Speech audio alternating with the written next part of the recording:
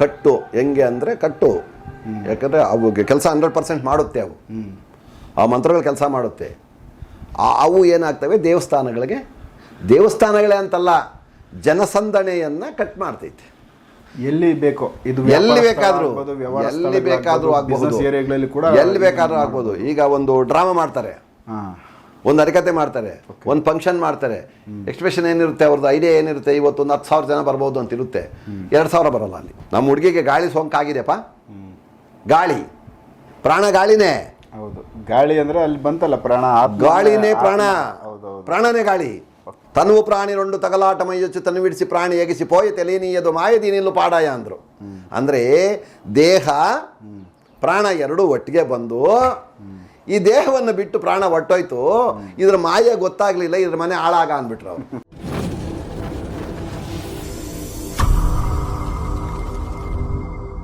ಕೈವಾರ ತಾತನವರು ಹೇಳಿದ್ರು ಅಂತ ಹೇಳಿದೆ. ಏನಂತ, దేవుడెవ్వరికి వశముగాడు దేవుడెవ్వరికి ಸಿಕ್ಕಡು ಅಂತ ಹೇಳಿದೆ ನಾನು. ಒಂದು ವಿಚಾರ, ದೇವರು ಯಾರಿಗೂ ಸಿಗೋದು ಇಲ್ಲ, ದೇವರು ಯಾರಿಗೂ ವಶ ಆಗೋದು ಇಲ್ಲ, ಅದು ಸಾಧ್ಯವಿಲ್ಲದಂಥ ವಿಚಾರ. ಮಿಕ್ಕಿದ್ದು ಕೆಲವು ಅದಕ್ಕೆ ಉಪಮಾರ್ಗಗಳು. ಯಾವುದೋ ಒಂದು ವಿಗ್ರಹವನ್ನು ಪ್ರತಿಷ್ಠಾಪನೆ ಮಾಡಬೇಕಾದ್ರೆ ಬರೀ ಕಲ್ಲಲ್ಲಿ ರೂಪವನ್ನು ಮಾಡಿ, ಇಲ್ಲ ಒಂದು ಬೇರೆ ಲೋಹಗಳಲ್ಲಿ ರೂಪವನ್ನು ಮಾಡಿ, ಇಲ್ಲ ಮರದಲ್ಲಿ ರೂಪವನ್ನು ಮಾಡಿ ಆ ಬೊಂಬೆ ತಗೊಂಡೋಗಿ ಅಲ್ಲಿ ಇಟ್ಬಿಟ್ರೆ ಅದು ಆಕರ್ಷಣೆ ಮಾಡಲ್ಲ, ಕೆಲಸನೂ ಆಗಲ್ಲ ಅಲ್ಲಿ. ಅದಕ್ಕೆ ಮುಖ್ಯವಾಗಿ ಪ್ರತಿಷ್ಠಾಪನೆ ಮಾಡ್ತಕ್ಕಂಥ ಅನುಭವಸ್ಥರಿಂದ ಆ ಪ್ರತಿಷ್ಠಾಪನೆ ನಡಿಬೇಕಲ್ಲಿ. ಆ ಒಂದು ವಿಗ್ರಹದ ಕೆಳಗಡೆ ಏನೇನಿರಬೇಕು ಅನ್ನೋದು ಮೇಯ್ನ್ ಮುಖ್ಯ ಇಲ್ಲಿ. ಆ ವಿಗ್ರಹ ಏನಿರುತ್ತೋ, ಆ ಪೀಠ ಏನಿರುತ್ತೋ, ಆ ಪೀಠದ ಒಳಗಡೆ ಜನ, ದನ, ಕಷ್ಟ ಸುಖಗಳಿಗೆ ಪರಿಹಾರಗಳು, ಆಕರ್ಷಣೆ, ಇವೆಲ್ಲ ಅದಕ್ಕೆ ಸಂಬಂಧಪಟ್ಟಂತೆ ಇರಬೇಕು. ಅದಕ್ಕೆ ಸಂಬಂಧಪಟ್ಟಂತೆಲ್ಲ ಎಲ್ಲಿದೆ ಅಂತ ನೀವು ಕೇಳಬಹುದು. ಹೌದು, ಎಲ್ಲಿದೆ ಸ್ವಾಮಿ, ಎಲ್ಲಿ ಕೊಂಡ್ಕೊಂಬಂದು ತಗೊಂಬಂದು ಹಾಕ್ಬಿಡೋಣ ಅಂತ. ಹೌದು, ಅದಕ್ಕೆ ಸಂಬಂಧಪಟ್ಟಂಥ ವಿಚಾರಗಳು ಜ್ಞಾನಿಗಳು, ನುರಿತ ಕಲಾವಿದರು, ಅಧ್ಯಯನ ಮಾಡಿರ್ತಕ್ಕಂಥವರು, ಬೀಜಾಕ್ಷರದ ಅನುಭವ ಇರತಕ್ಕಂಥವರು, ಮೂಲಿಕೆಗಳ ಅನುಭವ ಇರತಕ್ಕಂಥವರು, ಸುಗಂಧ ಪರಿಮಳ ದ್ರವ್ಯ ವಸ್ತುಗಳು ಅದಕ್ಕೆ ಸಂಬಂಧಪಟ್ಟಂಥ ಆ ಅನುಭವ ಇರತಕ್ಕಂಥವ್ರು. ಇಲ್ಲಿ ಮೆರ್ಕ್ಯುರಿ, ಪಾದರಸ ಎರಡೂ ಕಡೆ ಬೇಕದು. ಯಾವ ಕಡೆ ಸೈನ್ಸ್ಗೂ ಬೇಕು, ಈ ಕಡೆ ನಮ್ಮ ಆಧ್ಯಾತ್ಮಿಕದ ಒಂದು ಇದಕ್ಕೂ ಪೌರಾಣಿಕ ವಿಚಾರಗಳಿಗೂ ಬೇಕದು, ದೇವಸ್ಥಾನಗಳ ವಿಚಾರ, ಎಲ್ಲದಕ್ಕೂ ಬೇಕದು, ಎಲ್ಲದಕ್ಕೂ ಬೇಕದು. ಅದನ್ನು ಏನು ಮಾಡಿ ಹಾಕಬೇಕು ಅಲ್ಲಿ ಅನ್ನೋದು ಮುಖ್ಯ ಇದೆ ಇಲ್ಲಿ. ಏನು ಪಾದರಸ ಅಂತಕ್ಕಂಥ ವಿಚಾರ, ಅದರಲ್ಲಿ ಬೇಕಾದಷ್ಟು ಮಲಿನಗಳಿದ್ದಾವೆ. ಅದರಲ್ಲಿ ಅದು ಒಂದು ಲೋಹ, ಅದನ್ನು ಶುದ್ಧಿ ಮಾಡ್ತಕ್ಕಂಥ ವಿಚಾರನೂ ಈ ಗುರುಗಳಿಗೆ ಗೊತ್ತಿರಬೇಕು. ಅದನ್ನು ಶುಭ್ರತೆ ಮಾಡ್ತಕ್ಕಂಥದ್ದು, ಅದರಲ್ಲಿ ಬೇಕಾದಷ್ಟು ಕಲ್ಮಶಗಳಿದ್ದಾವೆ. ಆ ಕಲ್ಮಶಗಳನ್ನೆಲ್ಲ ತೆಗೆದು ಪಾದರಸದ ರೀತಿಯೇ ಇರಬೇಕು. ಈಗ ನಾವು ರಾಗಿ ಬೆಳೆದು ಕಣ ಮಾಡ್ಕೊತೀವಿ ಮಣ್ಣಲ್ಲಿ, ಮಣ್ಣೆಲ್ಲ ತೆಗೆದು ಶುದ್ಧಿ ಮಾಡಿ ಬರೀ ರಾಗಿನ ತಗೊಂಡೋಗಿ ನಾವು ಮಿಷನ್ಗೆ ಹಾಕಿ ಊಟ ಮಾಡೋದು. ಆ ರೀತಿಯಾಗಿ ಅದಕ್ಕೇನು ಹೇಳ್ತೀವಿ, ಶುದ್ಧೀಕರಣ ಅಂತ ಹೇಳ್ತೀವಿ. ಅದೇ ರೀತಿಯಾಗಿ ಪಾದರಸಕ್ಕೆ ಶುದ್ಧೀಕರಣ ಇದೆ. ಆ ಶುದ್ಧೀಕರಣ ಯಾವ ರೀತಿ ಇದೆ, ವನಚರ 20 ಲಕ್ಷ ಅಂದರೆ ವೆರೈಟೀಸ್ ಮೂಲಿಕೆಗಳು. ವನಚರ ಅಂತಕ್ಕಂಥ ವಿಚಾರದಲ್ಲಿ 20 ಲಕ್ಷ ಗಿಡಮೂಲಿಕೆಗಳು ಇದ್ದಾವೆ ಇಲ್ಲಿ ಆ ಪರಿಸರದಲ್ಲಿ. ಆ ಮೂಲಿಕೆಗಳು ಯಾವ ಮೂಲಿಕೆಗಳಿಂದ ಪಾದರಸವನ್ನು ಶುದ್ಧಿ ಮಾಡಿದ್ರೆ ಆಕರ್ಷಣೆ ಆಗುತ್ತೆ ಅಂತಕ್ಕಂಥ ವಿಚಾರಗಳು ಇದ್ದಾವೆ ವೇದಗಳಲ್ಲಿ. ವಿಚಾರಗಳು ಬರೆದಿದ್ದಾರೆ ಮಹನೀಯರು, ಇಂಥದಕ್ಕಿಂಥದ್ದು ಇಂಥದ್ದು ಈ ರೀತಿ ಅಂತ ಬರೆದು ಇಟ್ಟಿದ್ದಾರೆ. ಅದನ್ನು ಗುರುಗಳಿಂದ ವಿಷಯ ತಿಳ್ಕೊಂಡು ಅಧ್ಯಯನ ಮಾಡಿರ್ತಕ್ಕಂಥ ಈ ಪ್ರತಿಷ್ಠಾಪನೆ ಮಾಡ್ತಕ್ಕಂಥ ಗುರುಗಳಾಗಬೇಕು. ಅಂಗಡಿಯಲ್ಲಿ ಪಾದರಸ ಸಿಗುತ್ತೆ, ಅದರಲ್ಲಿ ಒಂದು ಬಂಡಿ ಸೀಸ ಮಿಕ್ಸ್ ಆಗಿರುತ್ತೆ, ಅದನ್ನು ತೊಗೊಂಬಂದು ಒಯ್ದು ಬಿಡೋದು ಭೂಮಿಗಲ್ಲ. ಅದು ಕೆಲಸನೂ ಮಾಡಲ್ಲ, ಅದಲ್ಲ ಅದು. ನಾನೇನು ಹೇಳಿದೆ, ಅದಲ್ಲ, ಏನೇನೂ ಆಗಲ್ಲ. ಬೀಜಾಕ್ಷರಗಳಿಗೆ ಪ್ರಾಣ ಬರಬೇಕಾದ್ರೆ ಪಾದರಸ, ಗಿಡಮೂಲಿಕೆಗಳು, ಮಂತ್ರಗಳು, ಈ ಮಂತ್ರ ಅಧ್ಯಯನ ಮಾಡಿರ್ತಕ್ಕಂಥ ನಿಜವಾದಂಥ ಗುರುಗಳಿಂದ ಅನುಷ್ಠಾನ ತಗೊಂಡು ದಾರಿ ಆರಿಸ್ಕೊಂಡಿರ್ತಕ್ಕಂಥ ಶಿಷ್ಯರು ಇದೆಲ್ಲ ಆಗಿರ್ಬೇಕು. ಅದಕ್ಕೆ ಸುಮ್ಮನೆ ಯಾರೋ ಬಂದರು ತೆಂಗಿನಕಾಯಿಗಳು ಒಂದು 50 ಹೊಡೆದು ದೇವ್ರನ್ನ ಕೂರಿಸ್ಬಿಟ್ಟು ಎಲ್ಲರಿಗೂ ಚಿತ್ರಾನ್ನ ಕೊಟ್ಬಿಟ್ಟು ಪೂಜೆ ಮಾಡಿ ಹೂನಾರ ಹಾಕ್ಬಿಟ್ರೆ ಆ ವಿಗ್ರಹ ಕೆಲಸ ಮಾಡಲ್ಲ. ಸೊ ಅದು ಅಂದರೆ ಏನೇನು ಅಲ್ಲ, ಮಾಮೂಲಿ ನಾವೊಂದು ಮನೆಯಲ್ಲಿ ಒಂದು ಫೋಟೋ ಇಟ್ಕೊಂಡಾಗೆ ಒಂದು ಬೊಂಬೆ ಥರ ಒಂದು ಬೊಂಬೆ, ಅದು ಒಂದು ಬೊಂಬೆನೇ, ಅದು ಮೊದಲೇ ಮೂಕ ಬೊಂಬೆ. ಮೂಕ ಬೊಂಬೆಗಳ ಸೇವೆ ಮೂರ್ಖೋರ್ ಮಾಡೋದು ಅಂತ ಬರೆದಿದ್ದಾರೆ ಮಹನೀಯರು. ಮೂಗಿ ಬೊಮ್ಮಲ ಸೇವ ಮೂರ್ಕೊಂಡು ಜೇಸು, ಮೂಗಿ ಬೊಮ್ಮಲ ಸೇವ ಮೂರ್ಕೊಂಡು ಜೇಸು. ಈಗ ಇದರ ಅರಿವು ಗೊತ್ತಿರ್ತಕ್ಕಂಥವರು, ಇದರ ವಿಚಾರ ತಿಳ್ಕೊಂಡಿರ್ತಕ್ಕಂಥವರು ಕೈ ಮುಗಿಯಲ್ಲ ಬೊಂಬೆಗಳಿಗೆ. ಇದರ ವಿಚಾರ ಕರೆಕ್ಟಾಗಿ ತಿಳ್ಕೊಂಡಿರ್ತಕ್ಕಂಥವನು ನಮಸ್ಕಾರ ಮಾಡಲ್ಲ. ಅದಾಯ್ತು ಬಿಡು ಅನ್ಕೊಂತಾನೆ ಅವನು. ಇಲ್ಲಿ ಆತ್ಮ ಇದೆ, ಅವನಿಗೆ ಅಷ್ಟೇ ಅವನು ನಮಸ್ಕಾರ ಮಾಡ್ಕೊಳ್ಳೋದು. ಅರ್ಥ ಆಯ್ತರ? ಆ ರೀತಿಯಾಗಿ ಇವರು ಪ್ರತಿಷ್ಠಾಪನೆ ಸರಿಯಾಗಿ ಮಾಡಿರಲ್ಲ. ಆ ಹೊಸದಾಗಿ ಯಾವುದೋ ಒಂದು ದೇವಸ್ಥಾನ ಮಾಡಿದ್ದಾರೆ, ಎಲ್ಲ ಹೋಗಿ ಬರ್ತಾ ಇದ್ದಾರೆ. ನಾವು ಹೋಗಿ ಬರೋಣ ಅಂಥೇಳಿ ಈಗ ಅಡ್ರೆಸ್ ಗೊತ್ತಿರೋರೆಲ್ಲ ಒಂದು ರೌಂಡ್ ಬರ್ತಾರೆ. ಅವ್ರೇನು ಅನ್ಕೊತಾರೆ, ನಮ್ಮ ದೇವಸ್ಥಾನದಲ್ಲಿ ತುಂಬ ಭಯಂಕರವಾದಂಥ ಶಕ್ತಿ ಇದೆ, ಪವರ್ ಇದೆ, ನಮ್ಮ ಅಪ್ಪನ ಎಲ್ಲರನ್ನೂ ಕರ್ಸ್ಕೊತಾ ಇದ್ದಾನೆ, ನಮ್ಮ ಅಮ್ಮನ ಎಲ್ಲರನ್ನೂ ಕರ್ಸ್ಕೊತಾ ಇದ್ದಾಳೆ, ಪೂಜೆ ನಡೀತಾ ಇದೆ ಅಂತೇಳಿ ಒಂದು 2-3 ತಿಂಗಳು 6 ತಿಂಗಳು ಹಂಗೆ ನಡೀತಾ ಇರ್ತೈತಿ. ಅಲ್ಲಿಗೆ ಹೋಗಿ ಬಂದವರೆಲ್ಲನೂ ಮುಗೀತದು, ಒಂದು ಕೋಟ ಆಗೋಯ್ತು. ಓಕೆ, ಓಟ್ ಹಾಕ್ದೊಂದು ಮತ್ತೆ ಹೋಗಂಗಿಲ್ಲ, ಒಂದು ಗುರ್ತಿರ್ತೈತೆ ಅವನಿಗೆ. ಆ ರೀತಿಯಾಗಿ ಒಂದು ರೌಂಡ್ ಆಗೋಯ್ತು. ರೌಂಡ್ ಆದಮೇಲೆ ಜನ ಹೋಗಲ್ಲ ಅಲ್ಲಿ. ಆ ಜನಗಳು ಹೋಗ್ದಿದ್ದಾಗ ಇವ್ರೇನು ಅನ್ಕೊತಾರೆ, ಎಲ್ಲ ಹೋಗಿ ನಮ್ಮಂಥವ್ರನ್ನ ಒಂದು ಶಾಸ್ತ್ರ ಸಂಬಂಧ ಅಂತ ಕೇಳ್ತಾರೆ. ನಾವು ತುಂಬ ಅಧ್ಯಯನ ಮಾಡಿರ್ತೀವಿ, ದೇವ್ರ ಹತ್ರ ಮಾತಾಡಿರ್ತೀವಲ್ಲ, ಆವಾಗ ನಾವೇನು ಹೇಳ್ಬಿಡ್ತೀವಿ, ನಿಮ್ಮ ದೇವ್ರನ್ನ ಕಟ್ಟಾಕಿದ್ದಾರೆ ನೋಡ್ರಿ, ಹೆಂಗಿದೆ ನಿಮ್ಮ ದೇವ್ರನ್ನ ಕಟ್ಟಾಕ್ಬಿಟ್ಟಿದ್ದಾರೆ. ಓಕೆ, ಅವ್ರು ಹೇಳಿದ್ರು, ಇವರು ಅದನ್ನೇ ತಲೆಯಲ್ಲಿ ಇಟ್ಕೊಂಡ್ಬಿಟ್ರು. ಆಮೇಲೆ ಆ ಒಂದು ವಿಚಾರವನ್ನು ತಲೆಯಲ್ಲಿ ಇಟ್ಕೊಂಡು ಇವರು ಸಣ್ಣ ಪುಟ್ಟ ಕಾಸು ಸರಿ ಮಾಡಿಕೊಂಡು ಗುರುಗಳೆಲ್ಲೆಲ್ಲಿ ಇರ್ತಾರೋ ಅಲ್ಲೆಲ್ಲ ಹೋಗೋದು. ಏನಂತ, ನಮ್ಮ ದೇವ್ರನ್ನ ಯಾರ ಕಟ್ಟಾಕ್ಬಿಟ್ಟಿದ್ದಾರೆ, ನಮ್ಮ ದೇವಸ್ಥಾನ ಕಟ್ಟಾಕ್ಬಿಟ್ಟಿದ್ದಾರಂತೆ ಸ್ವಾಮಿ, ಅದು ಹಂಗಾಗಿದೆ, ಇದು ಹಿಂಗಾಗಿದೆ, ಏನೋ ಆಗ್ಬಿಟ್ಟಿದೆ ನಮಗೆ. ಸೊ ಈಗ ಬಿಡಿಸ್ಬೇಕದನ್ನು. ನೀವು ದಯವಿಟ್ಟು ನಿಮ್ಮ ಕೈಲಾದರೆ ನಮಗೆ ಒಂದು ಪರಿಹಾರ ಕೊಡಿ, ಇಲ್ಲ ನಿಮ್ಮ ಕೈಲಿ ಆಗಿಲ್ಲ ಅಂದರೆ ಯಾರಾದರೂ ನಿಮ್ಗೆ ಗೊತ್ತಿರೋರು ಇದ್ದರೆ ಪರಿಹಾರಕ್ಕೆ ಒಂದು ದಾರಿ ಮಾಡಿಕೊಡಿ, ಅಲ್ಲಿ ಹೋಗ್ತೀವಿ. ನಮ್ಮನ್ನು ಕೇಳ್ತಕ್ಕಂಥ ವಿಚಾರ ಇದು. ಹಾಗೆ ನಾವು ಏನು ಹೇಳೋದು ಇದಕ್ಕೆ, ಒರಿಜಿನಲ್ ವಿಚಾರ ಏನು ಇದಕ್ಕೆ, ನಿಜವಾದಂಥ ನಿಘಂಟಾದಂಥ ವಿಚಾರ ಏನಪ್ಪ ಅಂದರೆ, ಈಗ ನಾನು ಹೇಳಿದೆ ನಿಮಗೆ, ಒಂದು ರೌಂಡ್ ಹೋಗಿ ಬಂದುಬಿಟ್ಟಿದ್ದಾರೆ. ದೇವರನ್ನು ಕಟ್ಟಾಕಂಥ ಮಂತ್ರವಾದಿಗಳು ಇಲ್ಲ. ಚಾಲೆಂಜ್ ನನ್ನ ಅನುಭವದಲ್ಲಿ. ಓಕೆ, ನಾವು ಚಿಕ್ಕ ಹುಡುಗರಲ್ಲ. ಮತ್ತು ಇದು ಯಾವ ಥರದ್ದು ಹೇಳ್ತೀನಲ್ಲ, ಈಗ ಬರ್ತಾ ಇದ್ದೀನಲ್ಲ ನಿಮ್ಮ ಹತ್ರಕ್ಕೆ. ತಿಳಿಸಿ. ವಿಷಯ ಏನಪ್ಪ ಅಂದರೆ, ದೇವಡೆವ್ವರಿ ವಶಮು ಕಾಡು, ದೇವಡೆವ್ವರಿಗೆ ಚಿಕ್ಕಡು. ದೇವರು ಯಾವನಿಗೂ ಸಿಗಲ್ಲ, ದೇವರು ಯಾವನಿಗೂ ವಶ ಆಗಲ್ಲ ಅಂತ ಬರೆದ್ಬಿಟ್ರು ಮಹನೀಯರು. ಅವ್ರದ್ದು ಅನುಭವ ತುಂಬ ದೊಡ್ಡದಾಗಿದೆ. ನೀನು ಎಲ್ಲಿ ಕಟ್ಟಾಕೋ ದೇವ್ರನ್ನ? ದೇವರು ಎಲ್ಲಿದ್ದಾನೆ?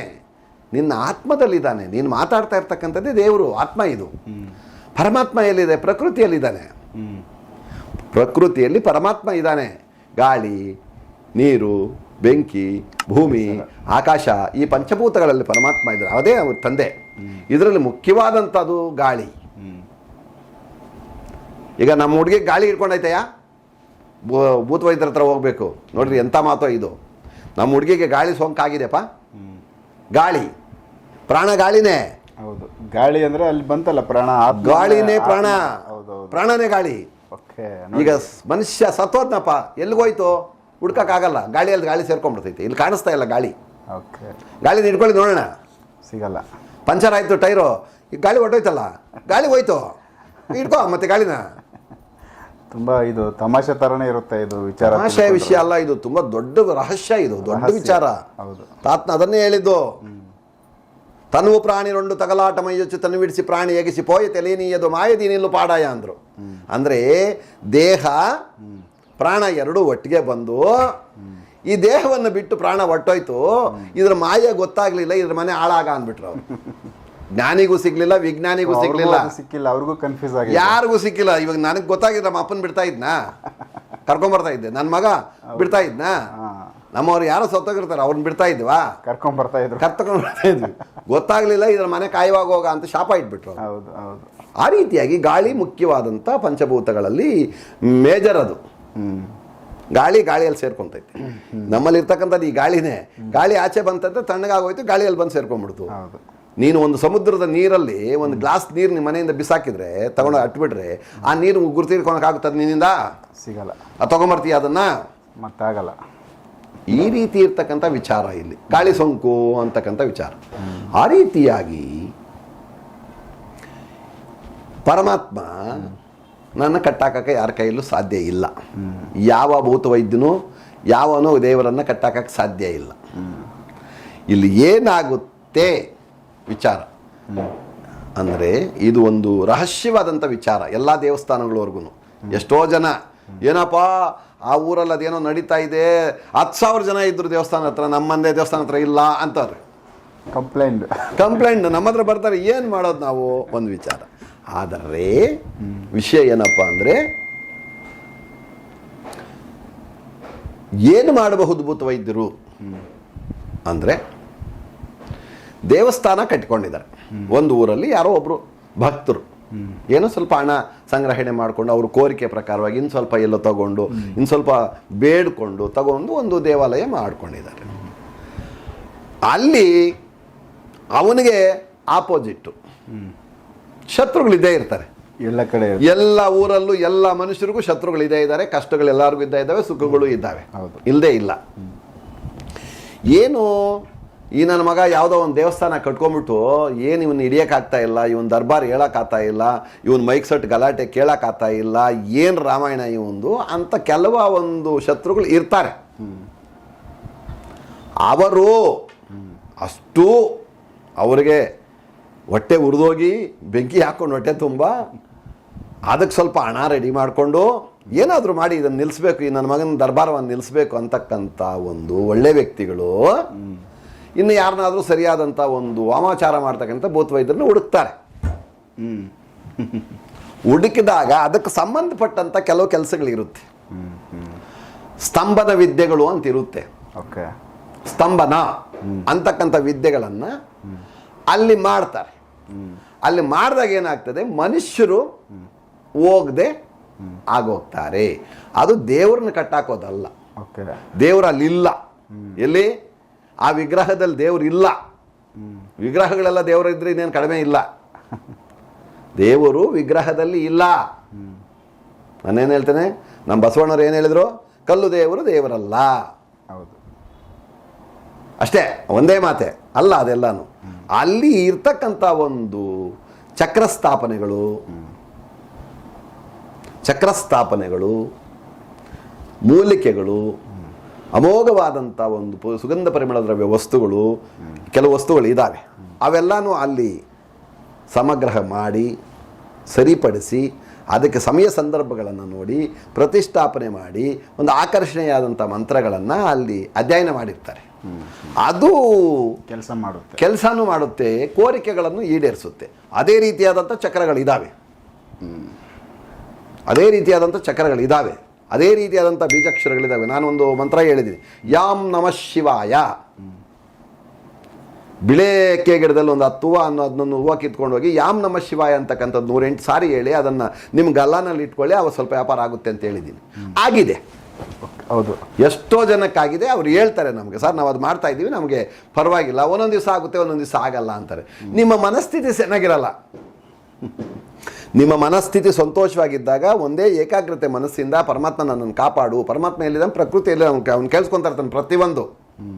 ನಿನ್ನಲ್ಲಿರ್ತಕ್ಕಂಥ ಆತ್ಮನೇ ಅವ್ರ ಅಪ್ಪನ ಕೇಳ್ಕೊತಾ ಇರ್ತದದು. ನಮ್ಮ ಮಗು ಅಪ್ಪ ನಂಗೆ ಚಾಕ್ಲೇಟ್ ಬೇಕಂದ್ರೆ ನಾವು ಕೊಡಿಸ್ತೀವಿ. ನಾವು ಪ್ರಯಾಣ ಹೋಗ್ತಾ ಇದ್ರು ಕಾರ್ ನಿಲ್ಲಿಸಿ ಮಗುಗೆ ಚಾಕ್ಲೇಟ್ ಕೊಡಿಸಿ ನಾವು ಹೋಗ್ತೀವಿ ಮುಂದಕ್ಕೆ. ಅದು ಮಮಕಾರ. ಅದೇ ಮಮಕಾರ ಈ ಆತ್ಮಕ್ಕೂ ಪರಮಾತ್ಮನಿಗೆ ಇದೆ. ಬೇಡಿಕೆಗಳನ್ನ 100%. ಈಗ ನಮ್ಮ ಮಗುವಿಗೆ ನಾವು ಪ್ರಯಾಣ ಹೋಗ್ಬೇಕಾದ್ರೂ ಅರ್ಜೆಂಟಾಗಿ ಕೋರ್ಟ್ಗೆ ಹೋಗ್ಬೇಕಾದ್ರೂ ಸಹಿತಾನು ಡ್ರೈವರ್ಗೆ ಹೇಳಿ ಅಮ್ಮ ನಮ್ಮ ಮಗನ ಚಾಕ್ಲೇಟ್ ಕೊಟ್ಬಿಟ್ಟು ಹೋಗೋಣ ಆಮೇಲೆ ಅಂತಾರೆ. ಅದೇ ರೀತಿಯಾಗಿ ಈ ಆತ್ಮ ಗೋಳಾಡ್ತೈತೆ.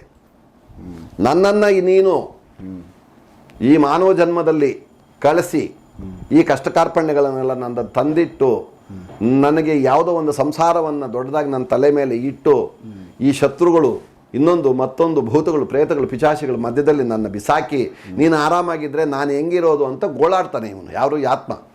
ಏನಪ್ಪ ಸ್ವಾಮಿ, ನನ್ನ ಮಕ್ಕಳು ಹೇಳಿ ಮಾತು ಕೇಳಲಿಲ್ಲ, ನನ್ನ ಗಂಡ ಸರಿ ಇಲ್ಲ, ನಾನು ಈ ಬಾಧೆ ಬೀಳ್ತಾ ಇದ್ದು ಅಂತ ಹೆಣ್ಮಗು ಅಳ್ತಾ ಇರ್ತೈತೆ, ನೋಡಿದಿರಲ್ಲ ಅನುಭವ. ಆಗ ಇದ್ರ ತಂದೆ ಇದ್ದಾನೆ, ಇದ್ರ ತಂದೆ ತಾಯಿ ಇದ್ದಾನೆ, ಹಂಗೆ ಬರೋಕ್ಕಾಗಲ್ಲ. ಇದು ಈ ಆತ್ಮ ಹಂಗೆ ಬರೋದಕ್ಕೆ ಸಾಧ್ಯ ಇಲ್ಲ.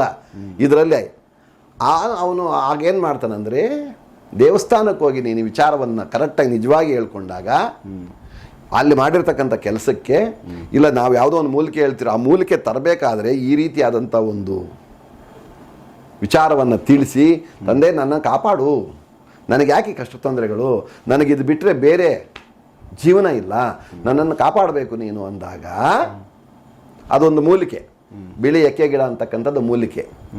ಶ್ವೇತ ಅರ್ಕ, ದೇವತೆಗಳಲ್ಲಿ ಗಣಪತಿಗೆ ಹೋಲಿಸಿದ್ದಾರೆ, ಅದನ್ನು ಗಣಪತಿಗೇ ಹೋಲಿಸಿದ್ದಾರೆ. ಅದು ಮುಖ್ಯವಾದಂಥ ದೇವರು ಗಣಪತಿ, ಮೊದಲನೇ ಪೂಜೆ ಆತನಿಗೆ. ಅಂಥ ಪರಮಾತ್ಮನನ್ನು ಆ ಗಿಡಕ್ಕೆ ಹೋಲಿಸಿದ್ದಾರೆ. ಅದಕ್ಕೆ ಪ್ರಾಣ ತುಂಬಿ, ಪ್ರಾಣ ಇದೆ ಅದಕ್ಕೆ. ಯಾವುದಕ್ಕೆ? ವಿಗ್ರಹಕ್ಕೆ ಪ್ರಾಣ ಇಲ್ಲ, ನಿನ್ನ ಗಿಡಕ್ಕೆ ಪ್ರಾಣ ಇದೆ.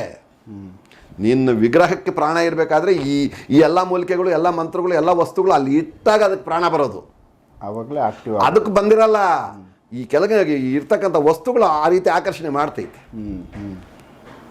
ಆ ಒಂದು ಗಿಡದ ಹತ್ರ ನೀವು ಹೋಗಿ ಅದನ್ನು ತಗೋಬೇಕಾದ್ರೆ ನಿನ್ನ ಒಂದು ನಿಜವಾದಂಥ ದುಃಖವನ್ನು ಹಂಚ್ಕೊಂಡು ಅದಕ್ಕೆ ನಿಜವಾದಂಥ ನಮಸ್ಕಾರವನ್ನು ಮಾಡಿ ಆ ಹೂವು ತಗೊಂಡು ಯಾಮ್ ನಮಃ ಶಿವಾಯ, ಯಾಮ್ ಎಮ್ ಅಂದ್ಬಿಡ್ತಾರೆ ಕೆಲವರು. ಎಮ್ ಅದು ಇಂಚೆಲ್ಲ ಆಯಿತು. ಅಲ್ಲಲ್ಲ, ಎಮ್ ಅಂತಕ್ಕಂಥದ್ದು ಕ್ರೂರವಾದಂಥ ತೊಂದರೆ ಕೊಡ್ತಕ್ಕಂಥ ಬೀಜಾಕ್ಷರ. ಆವತ್ತು ಸ್ತಂಭನವಾಗ್ಬಿಡ್ತದೆ ವ್ಯಾಪಾರ. ಯಮನಿಗೆ ಸಂಬಂಧಪಟ್ಟಂಥದ್ದು ಎಮ್. ಯಾಮ್ ಯಾಮ್ ನಮಃ. ಕರೆಕ್ಟಾಗಿ ಉಚ್ಚಾರಣೆ ಇಲ್ದ ಹೋದ್ರೆ ಪ್ರೊನೌನ್ಸಿಯೇಷನು ಅದು ಬೇರೆ ಅರ್ಥ ಆಗುತ್ತಲ್ವಾ, ಮಂತ್ರ ಬೇರೆನೇ ಆಯಿತು, ಬೇರೆ ಆಗೋಯ್ತದು. ಕೆಲವರು ತೊಂದರೆ ಮಾಡ್ಕೊತಾ ಇದ್ದಾರೆ, ಕೆಲವರು ಕರೆಕ್ಟಾಗಿ ಮಾಡ್ತಕ್ಕಂಥವ್ರಿಗೆ ಅವ್ರಿಗೆ ರಿಸಲ್ಟ್ ಇದೆ. ₹1ಗೆ 10 ಪೈಸೆ ರಿಸಲ್ಟ್ ಇದ್ದೇ ಇದೆ, ಇಲ್ಲ ಅಂತಿಲ್ಲ. 100%, 10% ರಿಸಲ್ಟ್ ಇದೆ. ಅದು ಕೆಲವರು ಹೇಳ್ತಾರೆ ನಮಗೆ. ಆ ವಿಚಾರವನ್ನು ತಿಳ್ಕೊಂಡು ಆ ಮೂಲಿಕೆಗಳನ್ನು ತಗೊಂಡು ಸಂಗ್ರಹಿಸ್ಕೊಂಡು ಇದು ಮಾಡ್ಕೋಬೋದು. ಈ ಕೆಲವು ವಸ್ತುಗಳನ್ನು ಈ ದೇವಸ್ಥಾನಗಳಿಗೆ ಕೆಲವು ಭೂತವೈದ್ಯ ಮಾಡ್ತಕ್ಕಂಥವರು, ವಾಮಾಚಾರವನ್ನು ಮಾಡ್ತಕ್ಕಂಥವರು ಕೆಲವು ವಿಚಾರಗಳನ್ನು ಮಾಡಿಬಿಡ್ತಾರೆ. ಅಲ್ಲಿ ಮಾಡಿದಾಗ ಏನಾಗುತ್ತೆ, ಆ ದೇವಸ್ಥಾನಕ್ಕೆ ಜನ ಬರೋದು ಕಡಿಮೆ ಆಗುತ್ತೆ, ಸ್ತಂಭನವಾಗುತ್ತೆ. ಬೀಜಾಕ್ಷರಕ್ಕೆ ಪವರ್ ಇದೆ, ಬೀಜಾಕ್ಷರಕ್ಕೆ ಆ ಪವರ್ ಇದೆ. ಕಟ್ಟಿದೆ ಮಂತ್ರಗಳಲ್ಲಿ ಭಯಂಕರವಾದಂಥ ಮಂತ್ರಗಳಿದ್ದಾವೆ. ನಾವು ಮಾಡಿರೋದಲ್ಲ ಇದು, ಇವು ಮಹನೀಯರು ಬರೆದಿರ್ತಕ್ಕಂಥ ವಿಚಾರಗಳು ಇವೆಲ್ಲ. ಅದಕ್ಕೆ ಸತ್ಯಾಂಶನೂ ಇದೆ, ಅದಕ್ಕೆ ಪವರ್ ಇದೆ, ಪ್ರಾಣ ಇದೆ. ಇಲ್ಲಿ ಕೆಲವು ಕಟ್ಟು ಮಂತ್ರಗಳಿದ್ದಾವೆ. ಕೆಲವು ಮಂತ್ರಗಳು ಕಟ್ಟು ಹೆಂಗೆ ಅಂದರೆ ಕಟ್ಟು, ಯಾಕಂದರೆ ಅವು ಕೆಲಸ 100% ಮಾಡುತ್ತೆ. ಆ ಮಂತ್ರಗಳು ಕೆಲಸ ಮಾಡುತ್ತೆ. ಅವು ಏನಾಗ್ತವೆ, ದೇವಸ್ಥಾನಗಳೇ ಅಂತಲ್ಲ, ಜನಸಂದಣೆಯನ್ನು ಕಟ್ ಮಾಡ್ತೈತೆ. ಎಲ್ಲಿ ಬೇಕೋ ಇದು, ಎಲ್ಲಿ ಬೇಕಾದರೂ ಆಗ್ಬಹುದು, ಎಲ್ಲಿ ಬೇಕಾದ್ರೂ ಆಗ್ಬೋದು. ಈಗ ಒಂದು ಡ್ರಾಮಾ ಮಾಡ್ತಾರೆ, ಒಂದು ಹರಿಕತೆ ಮಾಡ್ತಾರೆ, ಒಂದು ಫಂಕ್ಷನ್ ಮಾಡ್ತಾರೆ. ಎಕ್ಸ್ಪ್ರೆಷನ್ ಏನಿರುತ್ತೆ, ಅವ್ರದ್ದು ಐಡಿಯಾ ಏನಿರುತ್ತೆ, ಇವತ್ತು ಒಂದು 10,000 ಜನ ಬರ್ಬೋದು ಅಂತ ಇರುತ್ತೆ, 2,000 ಬರೋಲ್ಲ ಅಲ್ಲಿ. ಸೊ ಅಲ್ಲಿ ಈ ಥರದ್ದೊಂದು ಮಂತ್ರಗಳು ಪ್ರಯೋಗ, ಇವೆಲ್ಲ ಪ್ರಯೋಗಗಳು. ದೃಷ್ಟಿ ಇಟ್ಟು ಮಾಡಿದಾಗ ಪ್ರಯೋಗಗಳು 100% ಆಗುತ್ತೆ. ಈಗಲೂ ಇರೋವರೆಗೂ ಸತ್ತೋದ್ಮೇಲೂ ಹುಟ್ಟಿದ ಮೇಲೆ ಎಲ್ಲ ಆಗುತ್ತೆ. ಈಗಲೂ ಅಂದರೆ ಏನು ಅರ್ಥ? ಈಗ ನೀವು ಕೇಳಿದ್ರಿ ಈಗಲೂ ಅಂದರೆ ಏನು ಅರ್ಥ? ಅಲ್ಲ, ಇದಕ್ಕೆ ಮೊದಲು ಸುಮಾರು ಜನ ಕೇಳಿದ್ದಾರೆ ಈ ಮಾತನ್ನ, ಈಗಲೂ ಇದೆಯಾ ಸಾರ್ ಮಾಂತ್ರಿಕ ಅಂತ ಕೇಳ್ತಾರೆ. ಯಾಕಂದ್ರೆ ಇದಕ್ಕೆ ಮೊದಲು ಇನ್ನು ಹಳಬರು ಇದ್ದ ಕಾಲದಲ್ಲಿ ಸಾರ್ ನೀವು ಕೇಳಿ, ಹಳಬರೇನು ಹೊಸಬ್ರೇನು, ನಿಮ್ಮ ತಾಯಿ ಮುದ್ದೆ ಮಾಡ್ತಾ ಇದ್ರು ಅಂತ, ನಿಮ್ಮ ತಾಯಿ ಮುದ್ದೆ ಮಾಡ್ತಾ ಇದ್ರು, ಹೌದು, ನಿಮ್ಮ ತಂಗಿ ಮುದ್ದೆ ಮಾಡ್ತಾರೆ ಅಲ್ವಾ? ಹೌದು. ನಿಮ್ಮ ತಂಗಿ ಮಾಡಿದ್ಮೇಲೆ ಅವ್ರ ಮಗಳು ಮಾಡ್ತಾಳೆ, ಅದನ್ನ ಕಲ್ತ್ಕೊಂಡು ಹೋಗ್ಬೇಕು. ಕಲ್ತ್ಕೊಂಡಿರ್ತಾರೆ. ನಿಮ್ಮ ತಾಯಿ ಮುದ್ದೆ ಮಾಡ್ತಾಳೆ, ಅವ್ರ ಮಗಳಿಗೆ ಕಲ್ಸಿರ್ತಾಳೆ, ಒದೆಗಳಾಗಿ ಕಲ್ಸಿರ್ತಾಳೆ. ಎಲ್ಲ ಒಂದೇ ದಿನ ಇರಲ್ಲ, ಎಲ್ಲ ಸಂತೋಷ ಇರಲ್ಲ, ದಿವಸ ಆಯಮನೆ ಮಾಡಿ ಇಡಲ್ಲ. ಅರ್ಜೆಂಟ್ ಕೆಲ್ಸಕ್ಕೆ ಹೋಗಿ ಬಂದಿರ್ತಾಳೆ, ಸುಸ್ತಾಗ್ಬಿಟ್ಟಿರ್ತಾಳೆ, ಇವತ್ತು ಮುದ್ದೆ ಮಾಡಮ್ಮ ಅಂತ ಹೇಳ್ತಾಳೆ. ನನಗೆ ಬರಲ್ಲಮ್ಮ ಅಂದ್ರೆ ನಾನು ಕಲಿಸ್ತೀನಿ ಮಾಡು ಅಂತಾಳೆ ಅಲ್ವಾ? ಈ ರೀತಿ ಕಲಿಸ್ತಾರೆ. ಸೂರ್ಯ ಚೇಂಜ್ ಆಗಿದಾನ, ಚಂದ್ರ ಚೇಂಜ್ ಆಗಿದಾನ, ಹಾಗೆ ಭೂಮಿ ಚೇಂಜ್ ಆಗಿದೆಯಾ, ನೀರು ಚೇಂಜ್ ಆಗಿದೆಯಾ? ಮತ್ತೆ ಈಗ ಆಗ ಅಂದ್ರೆ ಏನು ಅರ್ಥ?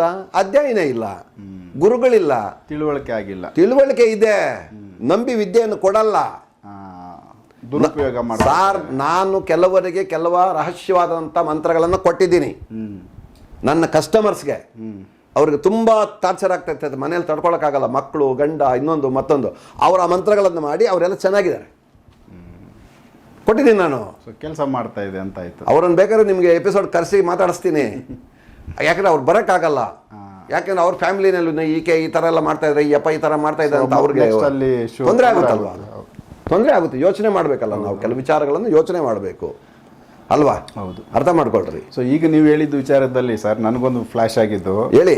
ಸಭೆಗಳು ಸಮಾರಂಭಗಳು ದೊಡ್ಡದಾಗದಾಗ ಅಲ್ಲಿ ಜನಗಳನ್ನ ಬರೋದನ್ನ ತಡೆಯೋ ಥರದ್ದು ನೋಡಿ ಸರ್, ಹಿಂದೆ ಒಂದು ಮಾತು ಹೇಳ್ತೀನಿ ಕೇಳಿ, ಸಣ್ಣ ವಿಚಾರ.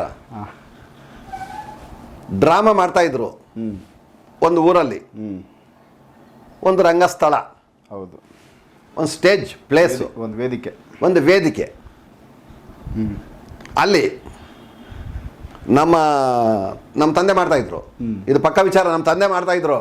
ಓಕೆ, ನಾನು ನೋಡಿದ್ದೀನಿ. ಬಿಳಿ ಎಕ್ಕೆ ಗಿಡದಲ್ಲಿ ಒಂದು ಹೆಬ್ಬೆರಳು ಗಾತ್ರ, ಹೆಬ್ಬೆರಳು ಉದ್ದ ಒಂದು ವಿನಾಯಕನ ವಿಗ್ರಹ ಮಾಡೋರು. ಮಾಡಿ ಅವ್ರಿಗೆ ಗೊತ್ತಿರ್ತಾ ಇತ್ತು ರಂಗಸ್ಥಳ ಎಲ್ಲಿ, ವೇದಿಕೆ ಎಲ್ಲಿ, ಸ್ಟೇಜ್ ಎಲ್ಲಿ ಅಂತೇಳಿ. ಆ ಸ್ಟೇಜಲ್ಲಿ ಒಂದು 4-5 ದಿವಸ ಮುಂಚೆನೆ ಒಂದು ಹಳ್ಳ ತೋಡ್ಬಿಟ್ಟು ಮುಚ್ಚಿಬಿಡೋರು. ಏನು ಆ ವಿಗ್ರಹನ ತಲೆ ಕೆಳಗಡೆ ಕಾಲ್ ಮೇಲ್ ಮಾಡಿ ಉಲ್ಟಾ ಮಾಡಿ ಮುಚ್ಚಿಬಿಡ್ತಾ ಇದ್ರು. ಆ ಡ್ರಾಮಾ ಮಾಡೋ ದಿವಸ ಸರ್, ಇದ್ರ ಬಗ್ಗೆ ನಾನು ನೆಕ್ಸ್ಟ್ ಎಪಿಸೋಡ್ ಅಲ್ಲ, ಡ್ರಾಮಾ ದಿವಸ ತುಂಬಾ ವಿಚಾರ. ರಾಜ ಯಾವನ್ ಬರ್ತಾನೋ ಅವನು ಬಿದೋಗ್ಬಿಡ್ತಾ ಇದ್ದ ಅಲ್ಲಿ. ಹೌದಾ? ಗದೆ ಎತ್ಕೊಂಡ್ ಬಂದು ಬಿದೋಗ್ಬಿಡೋನು ಅಲ್ಲಿ.